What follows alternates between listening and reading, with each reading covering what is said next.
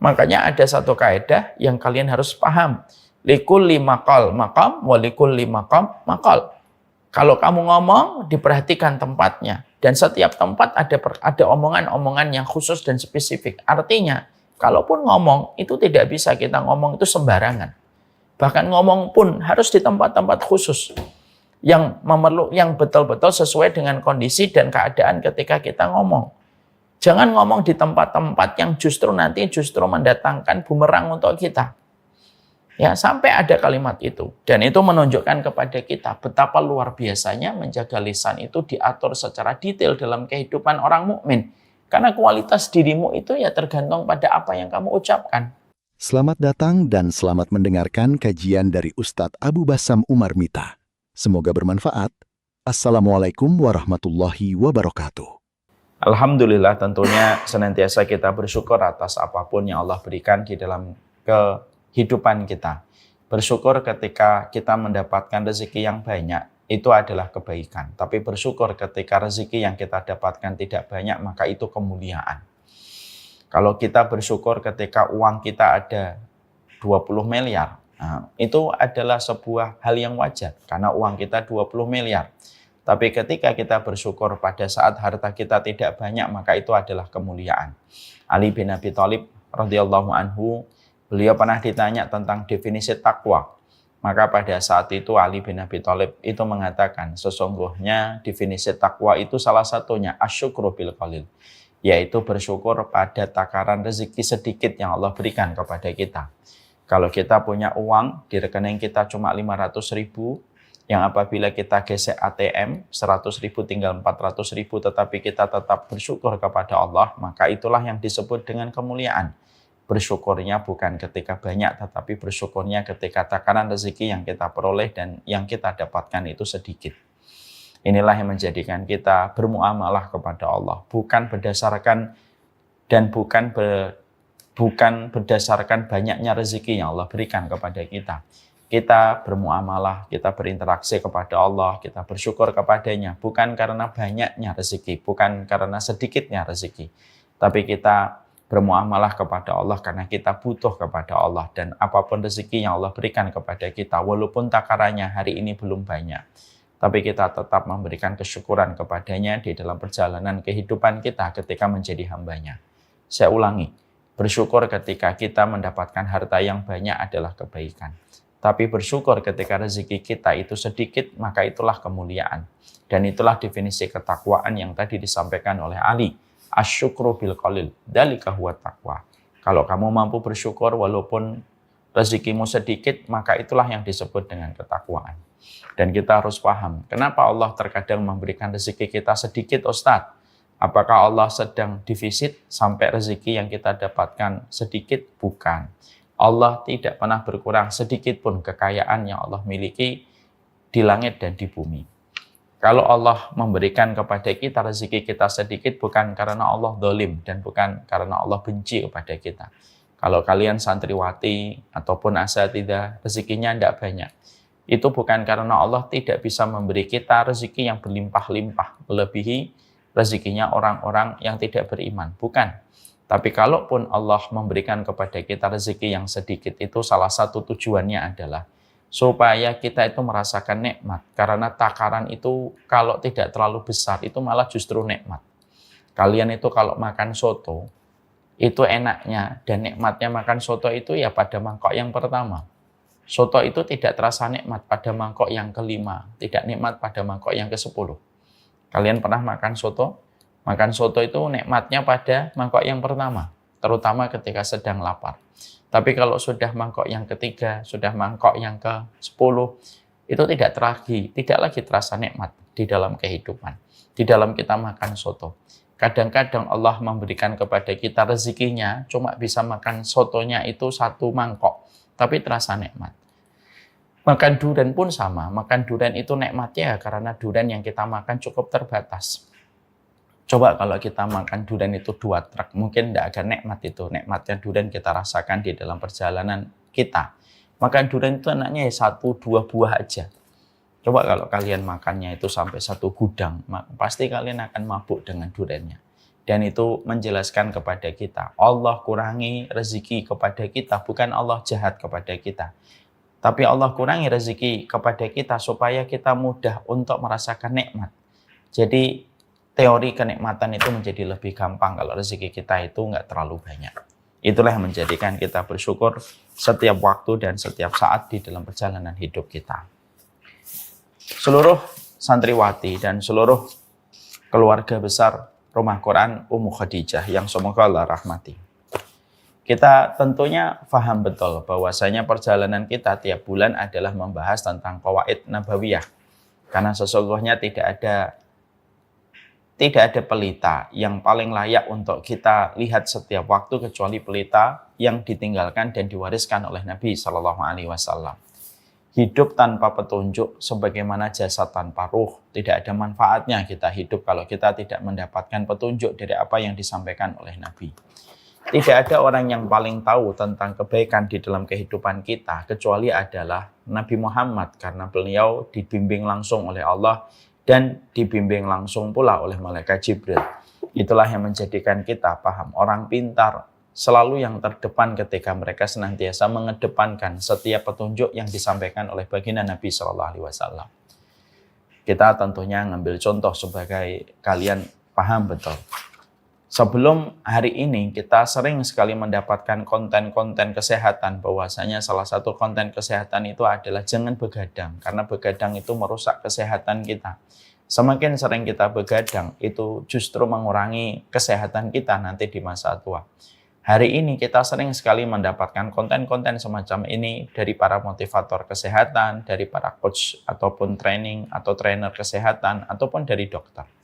Padahal ini merupakan perkataan dan merupakan sebuah teori yang sudah dijelaskan oleh Nabi Shallallahu Alaihi Wasallam 1400 tahun yang lalu, ketika Nabi itu jarang sekali begadang. Dan Nabi itu diceritakan oleh beberapa sahabat, Kana yakrahul hadis badal isya. Nabi itu tidak suka ngobrol habis isya. Beliau itu kalau habis isya pulang berbicara dari hati ke hati dengan para istrinya, setelah itu istirahat. Dan Nabi tidak pernah melakukan aktivitas itu terlalu lama setelah habis isya. Habis isya itu waktunya beliau pulang. Makanya para sahabat itu tidak pernah memberikan kegiatan apapun kepada Nabi itu habis isya. Ternyata perlu 1400 tahun berikutnya setelah Nabi wafat barulah terungkap bahwasanya ternyata memang begadang itu buruk. Makanya tidak salah ketika para fuqaha itu mengatakan bahwasanya makruh untuk begadang di dalam kehidupan sunnah. Sehingga yang paling baik adalah tidur habis isya, bangun di sepertiga malam, lalu kita melaksanakan sholat, istirahat kembali ketika sampai subuh. Dan itu jauh lebih baik. Itu hanyalah satu contoh. Yang terdepan itu bukanlah merek motor, tapi yang terdepan itu orang yang mereka senantiasa mengambil hadis Nabi menjadi petunjuk di dalam kehidupan. Karena kita seiring dengan waktu, seiring dengan perkembangan teknologi, semakin kita tahu ternyata semua hadis Nabi Shallallahu Alaihi Wasallam yang pernah disampaikan kepada kehidupan kita, semuanya itu benar dan tidak ada satupun yang meleset dari apapun yang disampaikan oleh petunjuk Nabi. Inilah yang menjadikan kita tidak boleh menjadi manusia yang paling awam tentang nabinya. Jangan sampai kita menjadi manusia yang paling bodoh terhadap nabinya. Karena sesungguhnya umat yang paling buruk adalah umat yang sudah Allah berikan kepadanya seorang nabi yang menjelaskan detail bagaimana menjalani kehidupan, tetapi justru umatnya yang paling tidak tahu tentang nabi. Hari ini banyak sekali santriwati, ada banyak sekali kaum muslimah. Mereka asing dengan nabinya, mereka asing dengan rasulnya, mereka tidak tahu dengan nabinya. Dan itu akan menjadi sebuah musibah. Ketika kita meninggalkan pelita, maka kita pasti akan terperosok kepada jurang yang sangat dalam. Maka sesungguhnya itulah yang menjadikan kita membahas tentang qawaid nabawiyah, yaitu kaidah-kaidah kenabian yang kita pelajari supaya kita mengerti tentang petunjuk Nabi di dalam perjalanan hidup kita. Sekarang mari kita buka kaidah yang ke-10. Kita akan mempelajari tentang satu kaidah yang disampaikan oleh Nabi Shallallahu Alaihi Wasallam. Al-kadhibu yahdi ilal fujur. Sesungguhnya dusta itu selalu mengarahkan kepada perbuatan kerusakan dan kemaksiatan. Ini menjadi pembahasan kita. Hadis ini merupakan hadis yang diriwayatkan oleh Imam Bukhari Nomor hadisnya 5743 dan disampaikan pula di dalam riwayat Muslim. Nomor hadisnya 2607. Dan ini termasuk salah satu hadis yang penting pada kehidupan kita. Supaya kita paham bahwasanya hadis ini memiliki petunjuk yang besar dan memiliki arahan yang begitu besar pada perjalanan hidup kita. Sebelum kita berbicara tentang dusta, tentunya kita paham bahwasanya dusta itu adalah sesuatu yang dilakukan dan dirangkai oleh lisan. Makanya kita harus paham betul bahwasanya kita bicara dulu tentang muqaddimah, kita bicara dulu tentang prolog. Bagaimana urusan lisan dalam kehidupan kita sebagai umatnya Rasulullah SAW. Urusan lisan itu bukan hanya urusan mulut, tetapi urusan lisan itu urusan yang lebih besar daripada urusan mulut kita. Karena ternyata berapa banyak kebaikan-kebaikan dari surga didapatkan seseorang ya karena lisannya. Dan tidaklah seseorang mendapatkan musibah besar dan mendapatkan tragedi pada kehidupan dunianya, pada kehidupan akhiratnya juga karena masalah lisannya. Dan ini merupakan perkara yang terkadang sering tidak kita jadikan perenungan. Dan biasanya orang itu baru menyesali. Kapan mereka itu menyesali? Yaitu menyesali ketika mereka sudah mendapatkan berbagai macam musibah dalam kehidupan lisan mereka. Inilah yang menjadikan kita akhirnya paham bahwasanya masalah lisan itu bukan masalah yang sederhana dan tidak bisa dipandang sebelah mata urusan lisan ini. Makanya sampai kita mendapatkan bagaimana di dalam surat Qaf Allah sampai menyebutkan secara spesifik bahwasanya ada malaikat yang tugasnya itu mengawasi terus urusan lisan. Padahal yang dilakukan manusia kan bukan hanya ngomong. Ada yang dilakukan oleh tangan, ada yang dilakukan oleh kaki. Tetapi di dalam surat Qaf itu Allah menyampaikan ma yalfidhu min qaulin illa ladaihi raqibun atid. Tidaklah setiap ucapan yang keluar dari setiap manusia kecuali setiap ucapan itu disaksikan dan diawasi oleh malaikat yang ditugaskan oleh Allah, raqibun atid. Raqib dan atid yang sejatinya mencatat semua apapun yang diucapkan oleh manusia dengan kalimat dan setiap lafaz yang mereka ucapkan. Sampai kita ketika menyoroti ayat ini, kita patut untuk berpikir, sampai urusan sepenting ini masalah lisan. Sampai kita mendapati bahwasanya urusan lisan itu dikawal oleh dua malaikat bernama Raqib dan Atid. Untuk menunjukkan betapa besarnya kebaikan di dalam kehidupan yang kita dapatkan kalau kita menjaga lisan kita. Dan berapa banyak keburukan yang pasti kita akan jumpai. Berubah menjadi tragedi, berubah menjadi musibah. Disebabkan karena urusan lisan. Karena urusan lisan itu bukan urusan kecil, tapi dia urusan besar di sisi Allah. Saya sampaikan kepada kalian tentang satu hal. Untuk membuat perenungan untuk kita. Kalian tahu apa perkara yang paling banyak menyebabkan seorang wanita itu masuk neraka? Ternyata perkara yang paling banyak memasukkan wanita ke dalam neraka itu, yang paling banyak penyebabnya dan faktornya, ternyata bukan masalah ketika mereka membuka aurat. Bukan pula ketika mereka meninggalkan sholat. Tapi kalau kita merujuk dan kita korelasikan dengan pembahasan lisan, kita akan memahami ternyata penyebab terbesar masuknya wanita ke dalam neraka itu ya urusan lisannya. Karena urusan lisan itu bukan urusan kecil dan bukan pula perkara yang remeh-temeh. Makanya kita mendapatkan apa yang dikatakan oleh Nabi SAW, ra'aitun nara wa ra'aitu aksaru ahliha an-nisa. Aku melihat neraka dan aku melihat sebagian besar penduduk neraka itu adalah kalangan wanita. Seketika para sahabat wanita berkomentar, merespon apa yang dikatakan oleh Nabi, yakfurna billah. Apakah mereka itu kufur kepada Allah sampai mereka sebagian besar mayoritas penduduk neraka itu adalah wanita? Apakah mereka kufur kepada Allah? Maka Nabi langsung menjawab, fima makna ma yakfurna billah. Mereka tidak kufur kepada Allah. Artinya, wanita-wanita yang dijebloskan menjadi narapidana neraka ini bukan wanita yang kufur kepada Allah, tetapi mereka beriman kepada Allah. Tapi kenapa mereka tetap dijebloskan dan menjadi narapidana di neraka? Maka Nabi mengatakan yakfurna bil ashir. Karena mereka kufur terhadap keluarga mereka. Mereka kufur terhadap suami mereka. Gimana itu konkretnya kufur kepada suami mereka? Yaitu ketika suami mereka telah melakukan banyak kebaikan, telah memberikan banyak pengorbanan kepada keluarganya, bisa memberikan apa yang bisa dia berikan kepada keluarganya. Tiba-tiba laki-laki suaminya ini melakukan satu kesalahan, begitu cepatnya wanita disergap oleh emosinya, ditunggangi oleh setan. Lalu wanita ini berkata kepada suaminya, "Mali ro'aitu minka khairun qattun." Kenapa aku tidak melihatmu melakukan kebaikan sama sekali ketika kamu punya keluarga seperti kami? Coba kita bedah. Mali ro'aitu minka khairun qattun. Ini 4 kata. Tapi dari 4 kata ini ternyata menggelincirkan seorang wanita itu menuju kepada neraka. Dan itu menjadi sebuah penegasan untuk kita. Ternyata yang menyebabkan banyak perempuan mereka dijebloskan menjadi narapidana neraka itu bukan hanya karena mereka berzina, bukan karena minum khamar, bukan hanya karena dia hamil sebelum kawin, itu juga menyebabkan seseorang dijebloskan menjadi narapidana neraka. Tapi termasuk salah satu di antara perkara yang paling mayoritas memasukkan wanita ke dalam neraka itu urusan lesannya. Karena memang wanita itu diuji dengan lesannya, dan laki-laki itu diuji dengan matanya. Dan itu yang menjadikan kita semakin paham, urusan lisan itu bukan urusan kecil, tapi urusan besar. Makanya sampai kita juga mendapatkan ada hadis yang membuat kita merenung ketika kita bicara tentang masalah lisan, supaya kalian berhati-hati. Lisan itu harus selalu selektif untuk kita perhatikan setiap kalimat yang terucap pada lisan kita. Dan itu juga termasuk pada jempol kita, karena jempol kita itu mewakili lisan kita hari ini ketika kita bermedia sosial.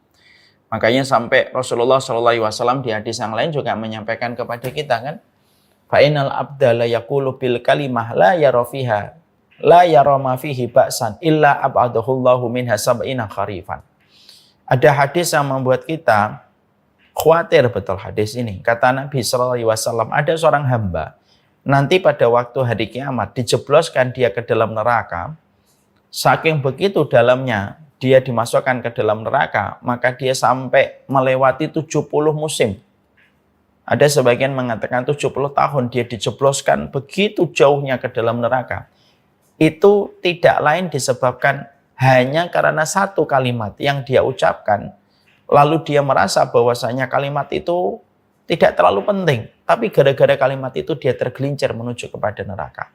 Dan dia dimasukkan ke neraka bukan di permukaannya, tapi dijebloskan ke neraka itu sejarak 70 musim. Dimasukkan ke dalam neraka sejarak 70 musim hanya karena satu ucapan. Yang dia pandang ucapan itu biasa, tetapi ternyata itu berat di sisi Allah. Makanya kemarin, kalian masih ingat kita pernah mendapatkan satu fenomena yang viral. Orang membuat AI, ya, lalu ternyata banyak dibuat video-video AI tentang memparodikan neraka. Lalu mereka berkata, ya inilah neraka, kita senang-senang. Mungkin dia menganggapnya itu guyonan, mungkin mereka menganggap itu adalah humor, tapi bisa jadi ini termasuk salah satu di antara perkara yang sudah disabdakan oleh Nabi. Ada seorang hamba yang mengucapkan satu kalimat ketika dia mengatakan, ya neraka enak juga ya, ternyata nggak mengerikan banget kok gitu. Tapi dari kalimat itu akhirnya Allah bisa jadi ada kemungkinan memasukkan ia ke dalam neraka sejarak 70 musim hanya karena satu kalimat. Yang mana dia pun yang mengucapkan tidak menyangka bahwasanya kalimat itu adalah kalimat yang besar. Tapi ternyata di sisi Allah itu besar sekali.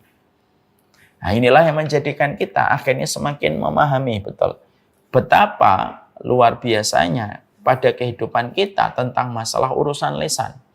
Makanya betul kata Hasan Al-Basri, perbedaan pendosa dan orang mukmin ketika mereka meletakkan lisan mereka. Orang mukmin itu mereka meletakkan hatinya itu di depan lisannya. Sehingga sebelum dia mengatakan sesuatu dipikir dulu oleh hatinya. Nanti ketika hatinya sudah setuju, dia berkata. Kalau hatinya tidak setuju, dia menutup. Dia menutup mulutnya dan tidak berbicara. Ini beda dengan orang munafik. Dan ini beda dengan para pendosa. Para pendosa itu, kata Hasan Al-Basri, mereka meletakkan mulutnya di depan hatinya. Ngomong dulu, baru difikirkan. Kalau sudah ngomong, tiba-tiba ada sesuatu, baru nanti difikirkan hatinya. Baru dia nyesel, baru dia memikirkan ini dan memikirkan itu. Tapi setelah ngomong, Makanya orang mukmin itu sederhana. Apa bedanya orang mukmin dengan orang munafik dalam perspektif lidah? Dalam perspektif lisan, orang mukmin itu dia meletakkan hatinya dulu itu di depan mulutnya. Sehingga setiap ucapan itu di-screening dulu. Difilter dulu. Mana yang perlu diucapkan dan mana yang tidak perlu diucapkan. Kalau dia mendapati hatinya setuju untuk berkomentar, maka mulutnya akan berkomentar. Tapi kalau dia merasa tidak ada kebaikannya untuk berkomentar, maka dia tidak berkomentar. Orang yang beruntung itu orang yang meletakkan hatinya itu menutupi lidahnya, menutupi lisannya.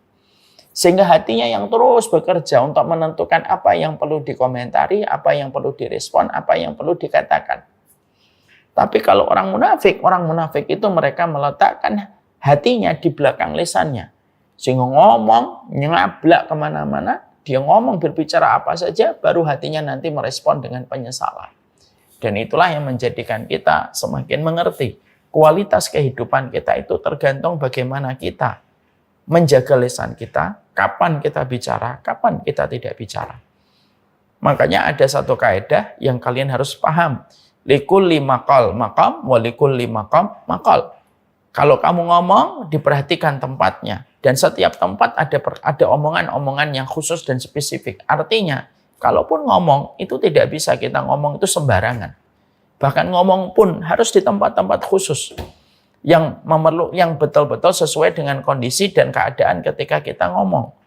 Jangan ngomong di tempat-tempat yang justru mendatangkan bumerang untuk kita. Ya, sampai ada kalimat itu. Dan itu menunjukkan kepada kita betapa luar biasanya menjaga lisan itu diatur secara detail dalam kehidupan orang mukmin. Karena kualitas dirimu itu ya tergantung pada apa yang kamu ucapkan. Makanya sampai kita mendapati bahkan ngomong yang baik pun diatur.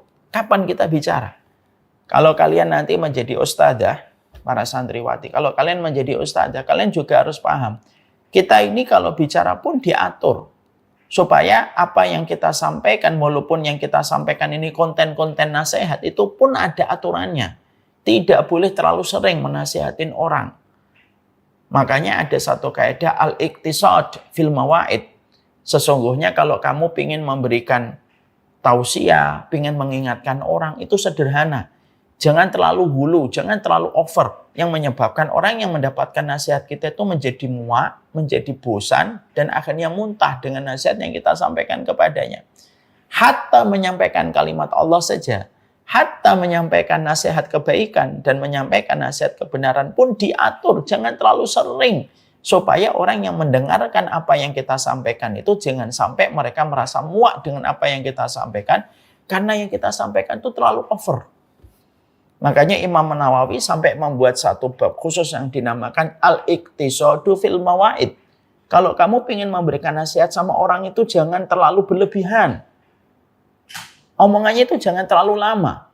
Makanya sampai kita mendapati majelis ilmu itu juga sebenarnya kalau kalian nanti menjadi ustadzah, kalian juga harus paham. Nanti kalau kalian menjadi ustadzah, jangan mentang-mentang menjadi ustadz, jangan mentang-mentang kalian menjadi ustadzah. Lalu kalian tuh ngomongnya 2 jam, 3 jam, tidak ada henti-hentinya. Jangan. Kalaupun kita menyampaikan kalimat Allah, kalaupun kita menyampaikan hadis Nabi pun harus diatur supaya apa yang kita katakan tidak menyebabkan orang itu menjadi benci dengan apa yang kita sampaikan. Makanya sampai ada satu kaidah dari nasihat para ulama. Idza talal majlis fakana li syaitan nasibu. Majelis ilmu itu kalau terlalu lama, maka sesungguhnya banyak setannya. Kalau ada seorang dai, ada seorang ustadz, ada seorang guru, ngomongnya itu lama, tidak berhenti-berhenti, setan itu nanti banyak. Yang asalnya khusyuk mendengarkan, yang asalnya serius mendengarkan, seiring ketika kalimatnya itu terus-menerus dan tidak berhenti-berhenti, maka orang tidak bisa memberikan perhatiannya dan tidak bisa memberikan konsentrasinya kalau sudah terlalu lama.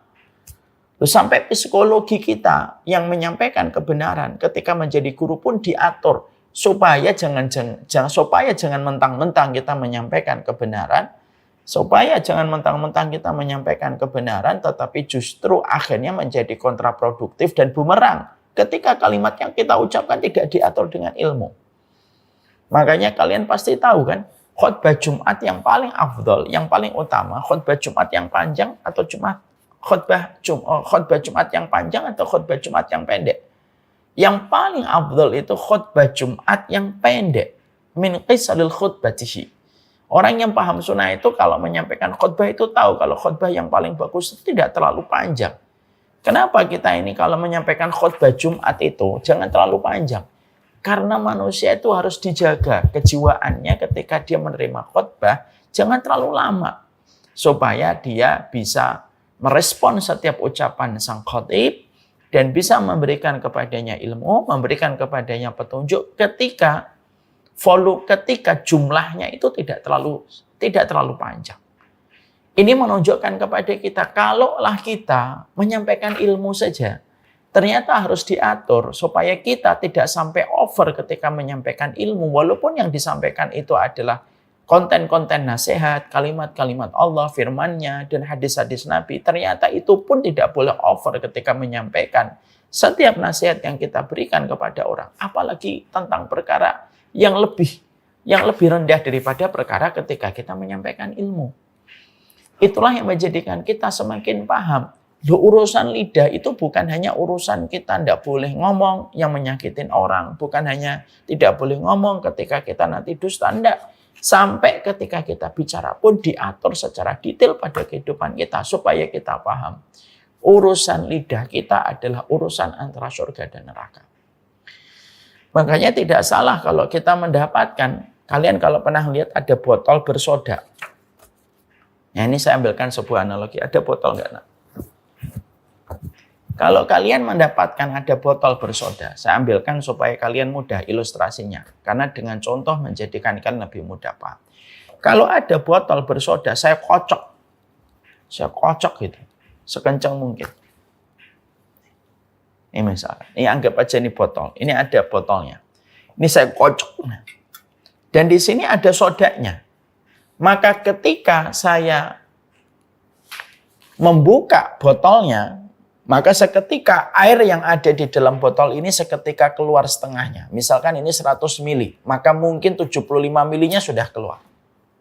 Tapi kalau saya kocok botolnya, tapi saya tidak buka ini tutupnya, maka airnya tetap ada di dalam sebagaimana volumenya tidak berkurang. Misalkan di sini 100 mili, ya tetap 100 mili selama saya tidak membuka botolnya. Ini merupakan kias, ini merupakan analogi sederhana. Bahwasanya kehidupan kita itu, kualitas kita itu sebagaimana air di dalam satu botol. Mulut kita itu tutupnya.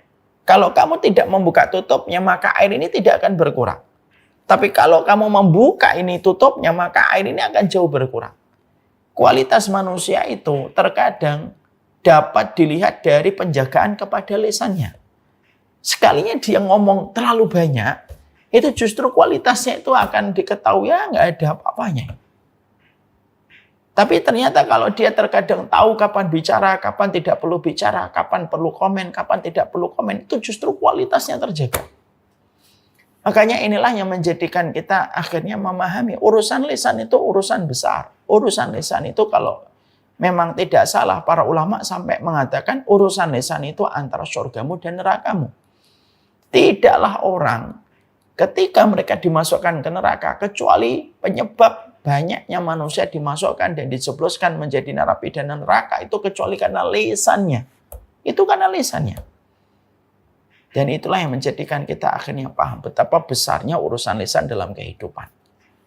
Makanya akhirnya tidak salah kalau kita ingin memahami keutamaan menjaga lisan itu, yaitu ketika kita mendapati dalam beberapa riwayat, sesungguhnya menjaga lisan itu setidaknya ada 3 perkara yang utama yang Allah berikan kalau kita betul-betul menjaga lisannya. Sebelum kita membahas tentang hadisnya, bahwasanya dusta itu bisa merangkai kerusakan dan bahaya di dalam kehidupan. Apa yang pertama? Mari kita membaca di dalam surat Al-Ahzab. Allah menyampaikan di dalam ayat 70, ya ayyuhalladzina amanu taqullaha wa qulu qawlan sadida yuslih lakum a'malakum wa yaghfir lakum dzunubakum. Wa may yuti'illaha wa rasulahu. Terus Allah menyampaikan bahwasanya di dalam surat Al-Ahzab itu ya ayyuhalladzina amanu taqullaha Wa qulu qawlan sadida yuslih lakum a'malakum wa yaghfir lakum dzunubakum. Allah menyampaikan dalam surat Al-Ahzab 70-71, wahai orang yang beriman, bertakwalah kamu kepada Allah dan ucapkanlah ucapan yang benar. Yuslih lakum a'malakum wa yaghfir lakum dzunubakum. Maka Allah lalu memberikan garansi kepada orang yang senantiasa ngomong yang benar. Jadi kalau lisannya itu ngomong yang benar, maka Allah memberikan garansi itu dua. Yuslih lakum a'malakum, amal kalian itu akan diperbaiki oleh Allah. Artinya bahwasanya amal kita apabila ada yang kurang ditambahi oleh Allah, ada yang tipis ditebalkan oleh Allah. Apabila ada yang bengkok diluruskan oleh Allah. Yuslih lakum itu dibenerin. Karena amal kita kan terkadang ada yang tipis, ada yang rusak, ada yang kurang. Kalau rusak diperbarui oleh Allah. Kalau kurang ditambahi sama Allah. Kalau tipis ditebalkan oleh Allah. Yuslih lakum a'malakum wa yaghfir lakum dzunubakum. Dan Allah itu mengampuni kita. Dosa-dosa kita akan diampuni. Jadi sebab diampuni dosa kita itu bukan hanya karena kita mendapatkan musibah. Sebab diampuni dosa kita bukan karena hanya istighfar. Sebab diampuni dosa kita bukan karena sedekah semata. Tapi salah satu sebab diampuni dosa-dosa kita di dalam kehidupan ini itu apa? Yaitu ketika kita di dalam kehidupan ini, kita menjaga omongan kita dan kita pastikan omongan kita itu benar, Allah garansi dengan dua. Yaitu adalah Allah berikan kepadamu, amalnya diperbaiki oleh Allah, dan dosanya diampuni oleh Allah. Makanya sampai orang kalau lagi bercanda, tapi tetap ngomong yang benar, Allah bangunkan kepadanya rumah di surga. Kenapa? Karena kalau kita sedang bercanda itu terkadang kita lebih gampang merangkai dusta hanya untuk mengundang gelak tawa. Saking cintanya Allah kepada kalimat yang benar yang diucapkan oleh lisan, sampai bercanda pun walaupun itu sekedar bergurau, Allah masih memasang kepada kita sebuah screening, sebuah proteksi. Kalaupun kamu bercanda, bercandalah yang benar. Bercandalah yang benar, jangan sampai bercanda yang dusta. Sampai begitu besarnya Allah mencintai amal ketika orang itu bercanda tetapi benar, Allah membangunkan kepadanya sebuah rumah di surga. Jadi ternyata penjagaan lisan ini ternyata sama dengan penjagaan masalah fikih ibadah, sama dengan penjagaan kita dalam ibadah. Orang yang menjaga ibadahnya mendapatkan di sisi Allah itu amalnya diperbaiki, diampuni dosanya. Tapi ternyata bukan hanya itu saja. Ternyata lisan itu bisa kita jadikan menjadi tempat dan bisa menjadikan kita beribadah dengan lisan kita. Makanya lisan itu akhirnya apa? Memberikan kepada kita dua garansi itu. Allah memperbaiki amal kita. Makanya para ulama itu, kalaupun mereka bercanda, mereka itu bercandanya itu sampai betul-betul tidak pernah keluar dari kebenaran. Contoh nih, ada seorang ulama itu bercanda. Pernah ditanya, kalau nggak salah Imam Asy-Sya'bi. Beliau pernah ditanya, apakah iblis itu punya keturunan? Iya. Berarti dia kawin? Iya. Siapa nama istrinya iblis? Imam Asy-Sya'bi mengatakan, saya tidak tahu nama istrinya iblis. Karena pas ketika nikah saya tidak diundang. Itu bercanda, tapi tetap tidak keluar dari konteks kebenaran. Itu tetap tidak keluar dari konteks kebenaran. Makanya sesungguhnya itulah yang menjadikan kita. Kenapa para ulama hati-hati? Walaupun mereka tetap bercanda, mereka tetap manusia biasa yang mereka memiliki sisi humanisme. Tapi mereka pun tidak pernah keluar dari kalimat kebenaran. Karena mereka tahu yang Allah paling cintai dalam kehidupan kita itu omongan yang benar. Omongan yang benar itulah yang kita mendapatkan di dalam surat Al-Ahzab 70 dan 71. Ya ayyuhalladzina amanu taqullaha wa qulu qawlan sadida yuslih lakum a'malakum wa yaghfir lakum dzunubakum. Itu menjadikan akhirnya kita memahami betul. Sekali lagi kualitas kehidupan kita itu sangat tergantung bagaimana urusan lisan kita dan urusan lidah kita. Inilah perkara yang sejatinya terkadang kita tidak kontrol. Ya. Padahal kita menyampaikan tausiah saja diatur loh. Jangan terlalu over, jangan terlalu lama. Loh, apalagi ketika kita mengucapkan kalimat-kalimat yang di dalamnya tidak ada tausiah, tidak ada kalimat Allah. Menyampaikan kalimat Allah aja diatur supaya jangan sampai over, apalagi ketika kita menyampaikan sesuatu yang di dalamnya tidak ada kalimat Allah. untuk memberikan kepada kita tentang satu arti yang cukup penting untuk kita pahami. Urusan lidah itu sampai Allah turunkan malaikat secara khusus. Ma yalfidhu min qaulin illa ladaihi raqibun atid. Supaya orang itu berhati-hati terhadap lidahnya. Makanya saya pernah mendapati sebuah kisah nyata tentang Imam Ahmad.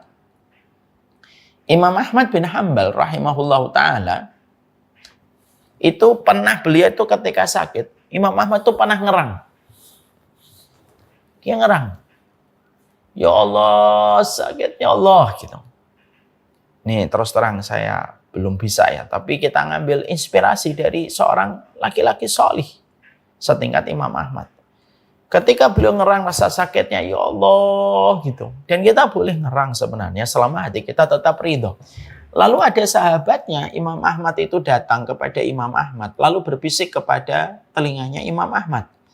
Wahai Imam Ahmad, ana khawatir erangan kamu termasuk kalimat yang nanti dicatat oleh malaikat Raqib dan Atid dan dimintain pertanggungjawaban sama Allah. Coba antum kalian bayangkan, para santriwati. Beliau lagi dalam kondisi sakit, kan refleks secara otomatis kan orang kalau lagi sakit, ya Allah, yo. Kan begitu biasanya orang kalau sakit. Lalu ada orang yang datang menasihati Imam Ahmad bin Hanbal lalu mengatakan, anak khawatir ini. Erangan ini nanti termasuk di antara ayat yang Allah sampaikan di dalam surat Qaf.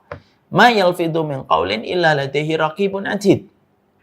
Maka semenjak beliau dibacakan surat Qaf itu, ma yalfidhu min qaulin illa ladaihi raqibun atid, semenjak saat itu Imam Ahmad itu kalau mau mengerang digigit itu lidahnya. Setiap dia mengerang digigit itu lidahnya. Setiap mau ngerang, digigit lidahnya. Dan semenjak saat itu beliau tidak pernah ngerang sampai akhirnya meninggal dunia. Padahal kan maaf, kita boleh nggak mengerang Ustaz? Boleh. Selama tetap hati kita ridho. Tapi kenapa Imam Ahmad tidak mau mengerang? Saking hati-hatinya mereka terhadap urusan lidah. Sampai mengerang dalam sakit pun mereka tahan dan mereka lebih memilih untuk menggigit lidahnya daripada mereka mengerang. Untuk memberikan kepada kita perhatian para ulama besar itu, perhatian orang-orang yang menjadi penghuni surga itu terhadap lisannya itu urusannya besar sekali. Dan itulah yang menjadikan kita semakin paham kenapa para orang-orang solih yang ada pada agama ini sangat menjaga urusan lidah mereka. Karena itu urusan besar pada kehidupan.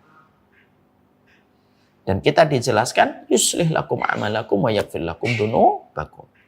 Yang kedua, yang kita harus pahami tentang urusan lidah. Urusan lidah itu merupakan salah satu modal penting ketika nanti menjadi orang tua supaya Allah mensolihkan keturunan kita.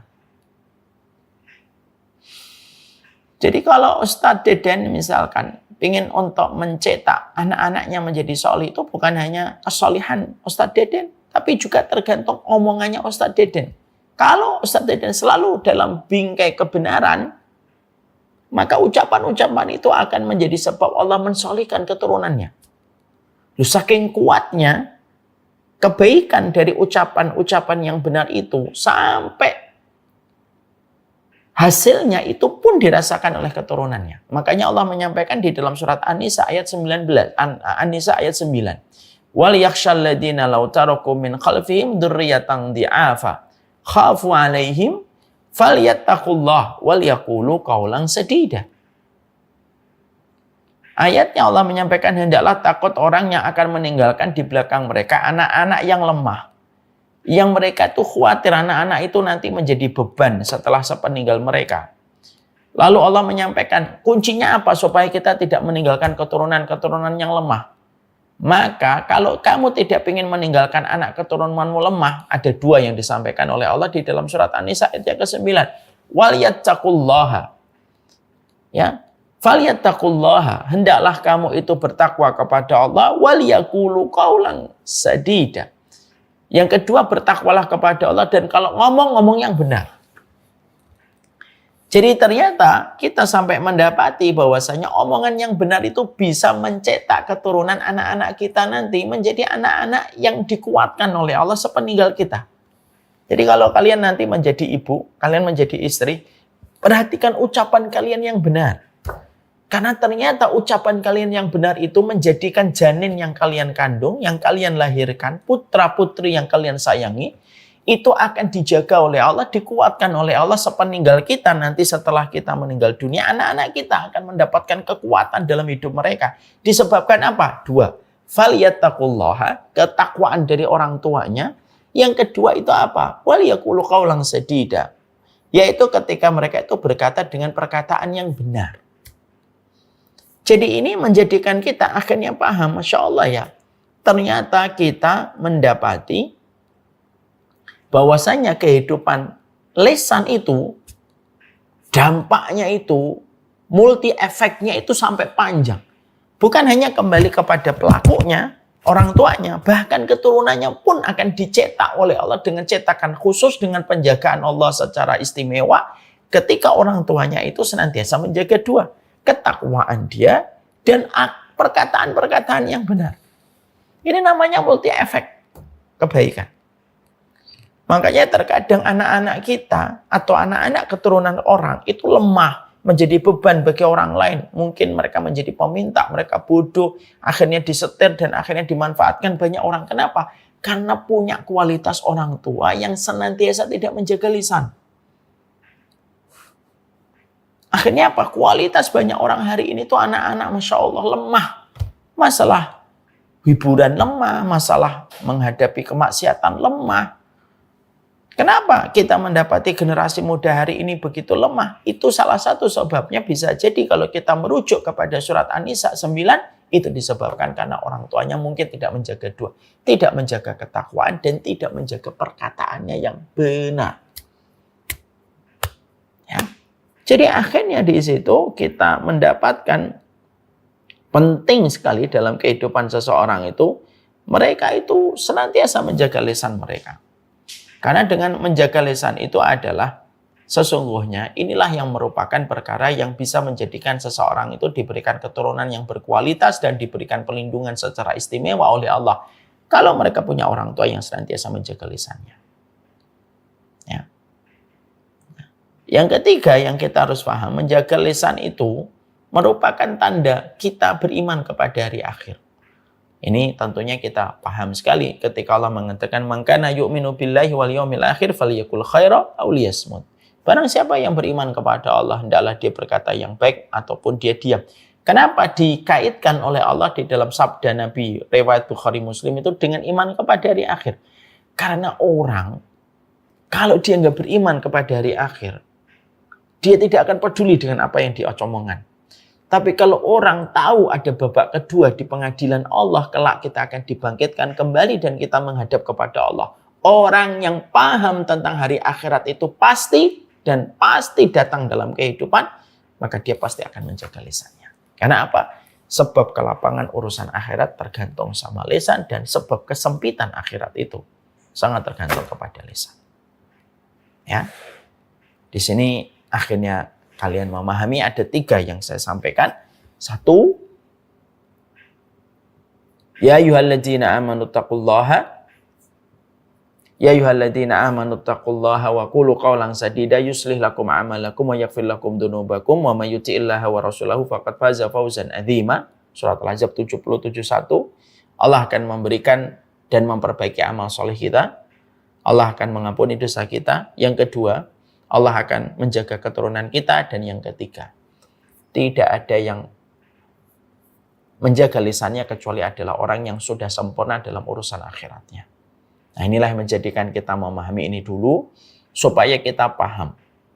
Kita tidak mungkin membicarakan kaidah yang ke-10 bahwasanya dusta itu membawa kepada kerusakan kecuali ketika kita harus paham bahwasanya kedustaan itu produk dari sebuah makhluk yang bernama lisan. Ya. Maka salah satu amanah besar yang ada pada lisan itu apa? Berkata yang benar. Jangan berdusta. Karena dusta itu akan membawa berbagai macam kerusakan. Nanti kita akan bahas apa kerusakan demi kerusakan yang dirasakan setiap orang ketika mereka berdusta. Makanya Nabi pernah ditanya kan? Nabi pernah ditanya, apakah ada orang mukmin yang bakhil? Ada. Apakah ada orang mukmin yang pengecut? Ada. Adakah orang mukmin yang berdusta? Tidak ada. Ada orang mukmin yang bakhil, banyak. Dan itu pun dibenarkan oleh Nabi. Ada orang mukmin yang bakhil.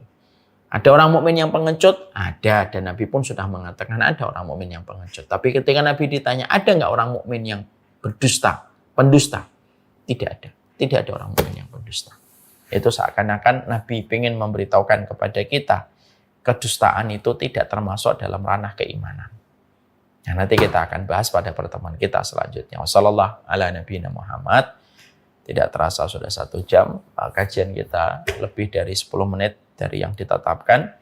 Nah, sebagaimana tadi saya sampaikan, majelis ilmu kalau terlalu panjang, nanti banyak setannya. Kalian yang asalnya khusyuk, lama-lama tidak khusyuk.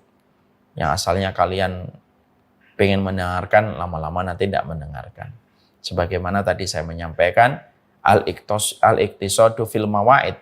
Kita pun harus sederhana di dalam kita memberikan nasihat. Artinya sederhana itu jangan terlalu lama. Barakallahu fikum.